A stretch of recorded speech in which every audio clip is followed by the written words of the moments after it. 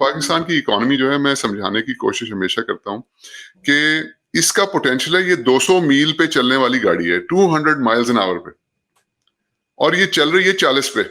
अब मैं ये एग्जैजरेट नहीं कर रहा हूँ, मैं आपको रियल फैक्ट्स बता रहा हूँ।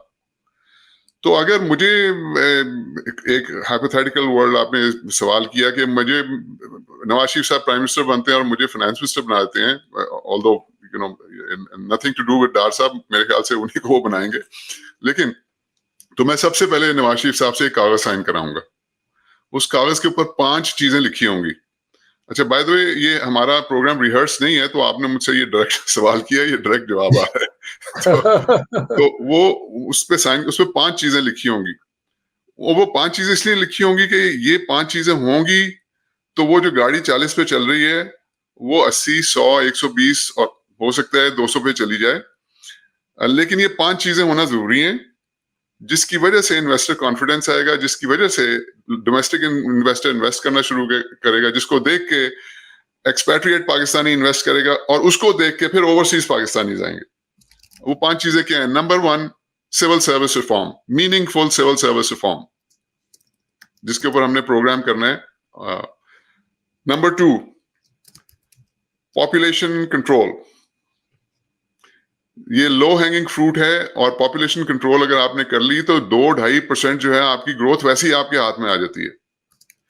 तो होना नंबर 1 चाहिए पॉपुलेशन को, लेकिन नंबर 1 इसलिए नहीं है क्योंकि सिविल सर्विस जब तक ठीक नहीं होगी तो वो पॉपुलेशन भी ठीक नहीं हो सकती।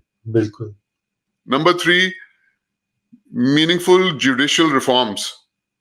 हमारी जुडिशरी जो है वो हम अपने जजेस, रिस्पेक्टेबल जजेस, इतने इतने जबरदस्त दुनिया के क्वालिफाइड जजेस हमारे जो हैं, हम उनको कह रहे हैं जी आप जजमेंट्स भी दें, आप जुडिशियल वर्क भी करें, और साथ आप कोर्ट्स भी चलाएं, आप यानी कि एडमिनिस्ट्रेशन का काम भी करें, और उधर उनको कोई सपोर्ट नहीं देते हम।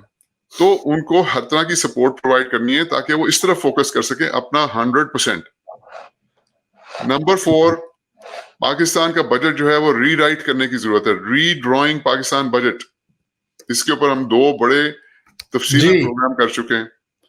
एंड फाइनली रजा, किसी भी फंक्शनिंग डेमोक्रेसी के अंदर, और अगर आपने इकोनॉमी को एफिशिएंटली चलाना है, वो मीनिंगफुल लोकल गवर्नमेंट के बगैर नहीं चल सकती। ये 5 चीजें होंगी तो फिर सर्जरी, इसको मैं सर्जरी कहता हूँ, और इसके लिए पैसे भी नहीं चाहिए।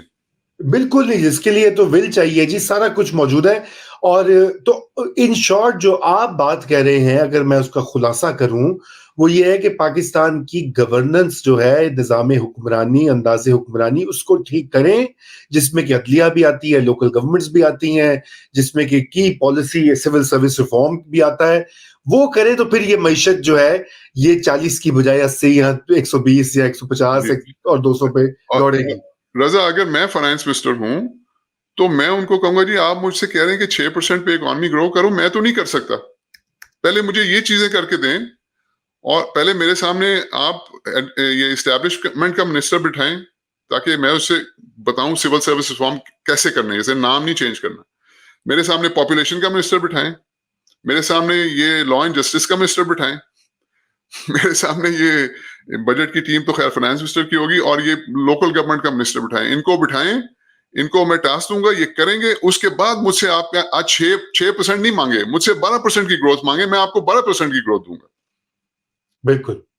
अच्छा जी, तो ये तो जनाब एक सिनेरियो जो कि पॉजिटिव और ऑप्टिमिस्टिक सिनेरियो है कि इलेक्शन हो गए और उसके रिजल्ट्स भी कबूल हो गए, थोड़ी बहुत इस्तेहकाम आ गया।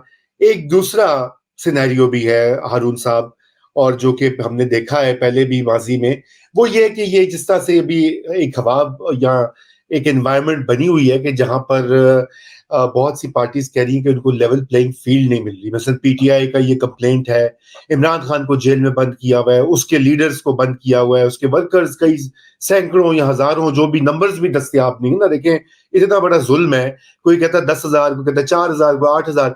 अच्छा, बहरहाल जो भी है, एक फजा है कि पीटीआई को नहीं आने देना। अच्छा, और पीपीपी भी अब शोर मचा रही है, वो कह रहे हैं जी हमें भी, ये तो सारी फेवर नून लीग को जा रही है। अच्छा, इसमें अगर इलेक्शन हो जाते हैं, उसके रिजल्ट्स जो है वो कंटेस्टेड ही रहेंगे, कंट्रोवर्शियल ही रहेंगे। स्टेबिलिटी नहीं आती, पॉलिटिकल इंस्टेबिलिटी जैसे रही है 2017-16 से अभी तक चल रही है और यही चलती रहती है, तो ये तो फिर इकोनॉमिक स्टेबलाइजेशन और इकोनॉमिक रिकवरी मुमकिन नहीं होंगे। Do you agree? I agree to a certain extent कि देखें ना, अगर एक certain portion of the population, theoretically हम कहते हैं जी कि 100 वोटर है, उसमें से 50 जो है वो तो इंटरेस्टेड ही नहीं है, और 25 वोटर जो है पीटीआई का है, 20 वोटर जो है नून का है, और 5 वोटर जो है वो पीपल्स पार्टी वगैरह का है, राइट? अब आप जब 25 वोटर जो हैं उनको आप एलियनेट कर देंगे, तो सबसे पहले तो ये होगा कि केपी में क्या होगा, दैट्स $1 million क्वेश्चन। क्योंकि केपी में तो आई थिंक वो सपोर्ट बहुत ज्यादा है और उनका रिएक्शन भी बड़ा डिफरेंट होता है। सो केपी के अंदर तो आई एम नॉट श्योर कि किस तरह से मैनेज किया जाएगा। अच्छा, दूसरी बात ये है कि बिलफर्ज कर भी लेते हैं मैनेज, तो ये एक बड़ी साइजेबल जो है मेजॉरिटी या मिनॉरिटी कह लें आप वोटर्स की, वो नंबर ऑफ वोटर्स वो डिसएनफ्रेंचाइज्ड हो जाएंगे, और मतलब उनको इन अदर वर्ड्स ये कहा जाएगा जी कि irrespective of whatever has happened, अब आप 5 साल चुप करके बैठ जाएं। तो पाकिस्तान में तो आपको पता है कि साल डेढ़ के बाद हर तरह की वो कंस्पिरेसीज शुरू हो जाती हैं, और पीपल गेट धरने, जलसे जी, और इतना वो पेशेंस नहीं है, ना लोगों में है और ना ही लीडर्स के अंदर है। एंड अगर कोई क्विक इकोनॉमिक रिकवरी ना हुई, लोगों को कुछ ना दिखा, तो ये तो फिर दोबारा से काम शुरू हो जाएगा। सो मैं आपसे एग्री करता हूँ, it's a very tough cookie, ये बड़ा सोच समझ के करना पड़ेगा। मैं इसलिए कह रहा हूँ हारून भाई कि 2013 का इलेक्शन मैंने तो खुद कवर किया था उसको फुली, पहली बार क्योंकि मैं उसी वक्त में इलेक्ट्रॉनिक मीडिया में आया था, तो इसलिए मुझे थोड़ा सा वो तजुर्बा था, और मेरा नहीं ख्याल कि उसमें कोई वो बाय एंड लार्ज एक ओके इलेक्शन था, एक्सेप्ट के पीपीपी, एएनपी और एमक्यूएम के हमले हो रहे थे, तालिबान वगैरह के, टीटीपी के। लेकिन उसके बाद हमने देखा कि किस तरह से इंस्टेबिलिटी रही, वो 4 सीटों से मामला स्टार्ट हुआ, 2014 में धरना हो गया, धरना खत्म हुआ, वो अच्छा वो सिलसिला चलता चलता आपने देखा कि क्या हो गया 16 में। अब यहाँ पे इमरान खान ने निकलना तो है जेल से, देखें ये तो नहीं हो सकता कि सदा वो पॉपुलर लीडर है और कितनी देर उसको बंद रखेगी एस्टेब्लिशमेंट या कोर्ट्स, अल्टीमेटली सुप्रीम कोर्ट। मैं ही समझता हूं कि बिल्कुल उसको किसी ना किसी पॉइंट पे, may be not immediately but in let's say 6 months a year he will be out and he will be back in politics।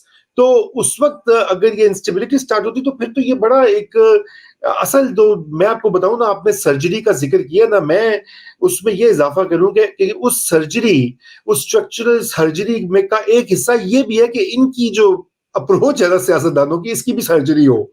Absolutely, बिल्कुल सही आप लगाएं, ठीक है ना, कि आपने 10 साल में एक धरने से ज्यादा नहीं करना। मैं आपको ये बताऊं, नहीं तो ये बार बार जो है होता है मसला। देखिए, the problem is who will bell the cat, and that's why मैंने 2 प्रोग्राम्स पहले शायद हमारी जब हुई थी, तो मैंने कहा था, मैं समझता हूँ, देखिए नवाज शरीफ साहब जो हैं वो 3 दफा प्राइम मिनिस्टर रह चुके हैं, वो चीफ मिनिस्टर पंजाब के रह चुके हैं, वो मुल्क के जो इश्यूज हैं उनके बैक ऑफ द हैंड है, उनको हर चीज का पता है, जुबानी पता है हर चीज का, जो लोग उनको जानते हैं दे नो इस बात को, एंड उनके ताल्लुकात भी हैं, ही नोज के किस तरह से डील करना है और गवर्नमेंट कैसे चलानी है वगैरह वगैरह। अब आप वो देखिए, चौथी दफा प्राइम मिनिस्टर बनने में उनको क्या वो ख्वाहिश है, या तो मैं नहीं समझता कि वो कोई इतने कीन है इस वजह से कि जी मैं चौथी दफा प्राइम मिनिस्टर बन जाऊंगा। He is been there 3 times, he is been there, done that.